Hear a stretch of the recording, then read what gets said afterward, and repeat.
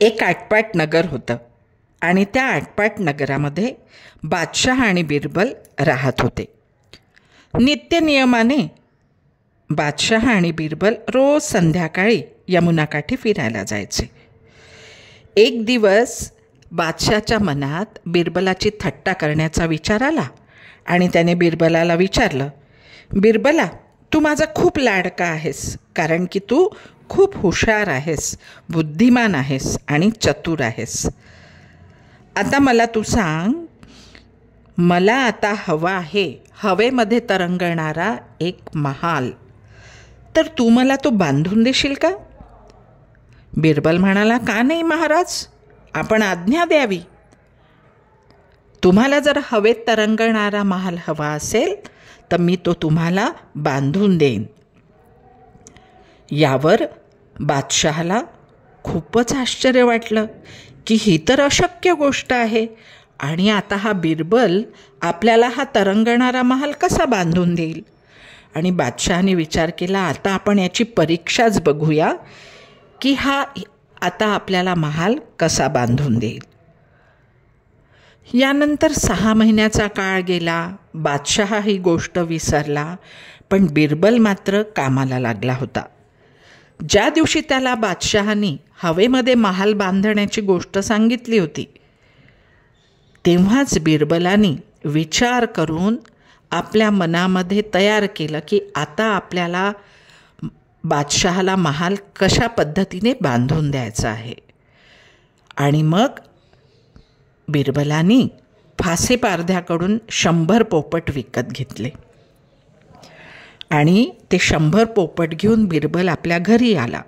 एका मोठ्या पिंजऱ्यामध्ये त्यांनी त्या पोपटांना ठेवलं आणि आपल्या सेवकाला सांगितलं की या पोपटांची रोज तू काळजी घे, यांना रोज मिरच्या आणि पेरू खायला दे. ठरल्याप्रमाणे 6 महिन्यापर्यंत तो जो सेवक होता तो रोज पोपटांना सकाळी उठून पेरू द्यायचा आणि मिरची खायला द्यायचा. त्याचवेळी बिरबल पण तिथे जायचा आणि बिरबल त्या सर्व पोपटांना एक गाणं शिकवायचा. ते गाणं शिकवण्याआधी तो पहिले एक चाल गुणगुणायचा. ती चाल गुणगुणणं थांबलं की मग ती पोपटसुद्धा बिरबलाबरोबर गाणं म्हणायला शिकले. 6 महिन्याच्या काळामध्ये बिरबलाने शिकवलेलं गाणं त्या पोपटांनाही पाठ झालं. एक दिवस पुन्हा बिरबल आणि बादशहा यमुनाकाठी फिरायला गेले. त्यावेळी बिरबल म्हणाला, महाराज, आज तुमच्या डोक्यात काय सुरू आहे? त्यावर महाराज म्हणाला, बादशहा म्हणाला की अरे बिरबला, 6 महिने झाले पण तू अजूनही हवेत मला महाल बांधून दिलेला नाहीस. त्यावर बिरबल म्हणाला, महाराज, कारागीर मी शोधले आहे.